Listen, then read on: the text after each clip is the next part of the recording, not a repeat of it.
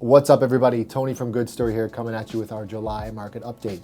The Blue Jays are hot. The weather, it's hot. The market, well, it is what it is. For the month of June, we actually sold 1,600 properties, give or take. That's down from about 1,800 in May. It's actually a pretty good month for June. If you look at the year-over-year stats, we're actually up about 10%. You know, we're having a pretty steady June into July now. Nothing really to write home about, but steady as she goes. And that's kind of what we've been saying all year. New listings for the month of June were about 2,900. So year over year, that's up about 13%. Sellers, after we saw the dust settle from the federal election, kind of coming to terms with like, hey, if we're gonna sell, maybe now's the right time. If you look at a regular kind of cyclical market, summer tends to be a little slower than what we're coming down from in May. Now, that being said, you are gonna have people that are not going to want to wait till September until fall to sell.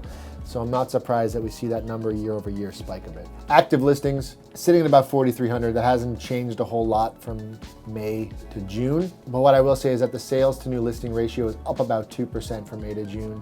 I feel like we've been saying this all year. If a property shows well, if it's priced appropriately, it will garner the attention it deserves and it will sell relatively quickly, sometimes in multiple offers.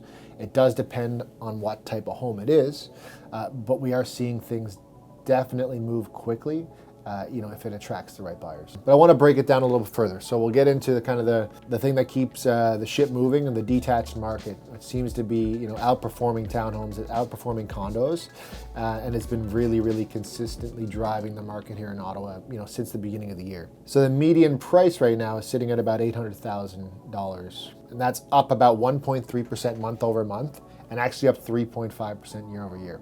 There's a strong demand for these types of properties.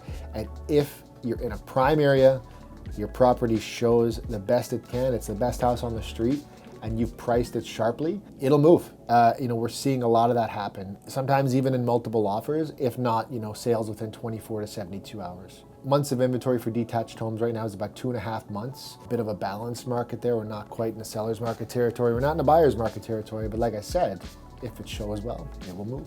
And the median days on market for detached is about 17 days. Townhomes, well, there's not much to write about here.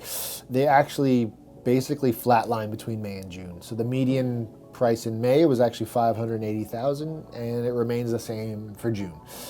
It'll be interesting to see what happens in July.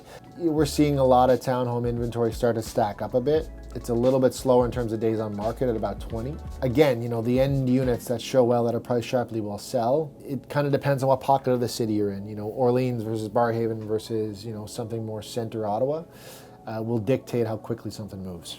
And the condo market, and I wish I could continue with the good news we had last month. We saw that kind of a jump up in the median sale price for May. Unfortunately, June has kind of brought us back down to reality on that.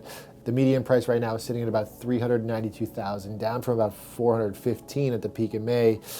Condos have been kind of hovering around the $400,000 price point for the last 3 years. If you have a condo, it really depends on location and what you're willing to sell it for and what a buyer is willing to purchase it for. We're really seeing inventory start to stack up in the market, in Centertown. There's a lot to choose from.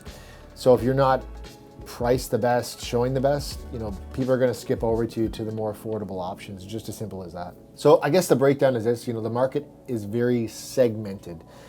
It really depends on the product type. It really depends on how well something shows and how it's priced appropriately. There's the broken record. I keep saying it, guys, because it is really true.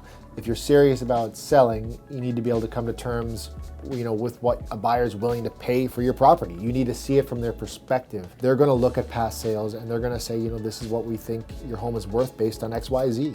And for buyers on the opposite side of the coin, make sure you're doing your homework.